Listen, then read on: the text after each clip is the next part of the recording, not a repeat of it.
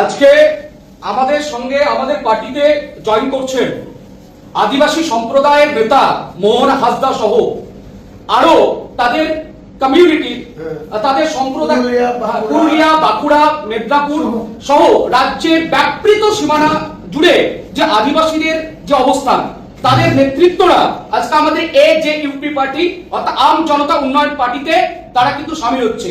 এবং আপনাদেরকে বলে রাখি, আগামীতে তারা কিন্তু আমাদের AJUP যে প্রতীক বা চিহ্ন, সেই চিহ্নতে তারা কিন্তু আগামী বিধানসভাতে তারা কিন্তু লড়বে।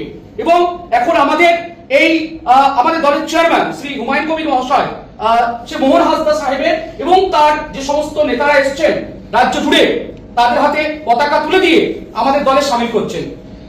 AJUP জিন্দাবাদ, হুমায়ুন কবির সাহেব জিন্দাবাদ, AJUP জিন্দাবাদ, হুমায়ুন কবির সাহেব জিন্দাবাদ, বাংলার নবাব হুমায়ুন কবির সাহেব জিন্দাবাদ, AJUP জিন্দাবাদ।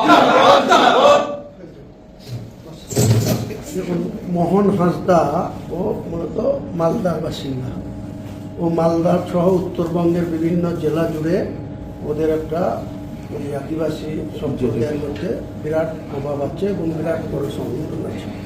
আজকে ও মালদা, উত্তরবঙ্গ ছাড়াও যেটা জঙ্গলমহল বলি আমরা, পুরুলিয়া, বাঁকুড়া এইসব ডিস্ট্রিক্ট থেকেও যারা মূলত লিডারশিপ করে জেলা, তাদেরকে নিয়ে এসছে।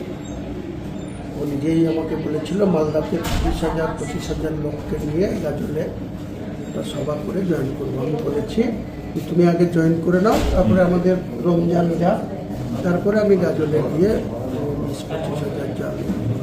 গাজলটাও রিজার্ভ সিট আছে, হবিবপুরও রিজার্ভ সিট আছে, আর একটাও মালদাতে আছে। কাজে আমরা যে সমস্ত রিজার্ভ সিট আছে সেটাতেও আমরা ছাড়ছি না। আমাদের JUP জনতা উন্নয়ন পার্টি থেকে আমরা এইসব জায়গাতেও কন্টেস্ট করি।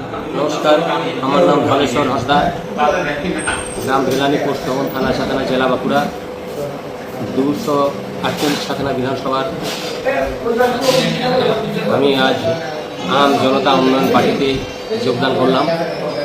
তো আমাদের আদিবাসীরা এখনও বহুদিন থেকে ভারত স্বাধীন হওয়ার পর থেকে আজও পর্যন্ত যে সাংবিধানিক অধিকার থেকে আমরা এখনও বঞ্চিত আছি।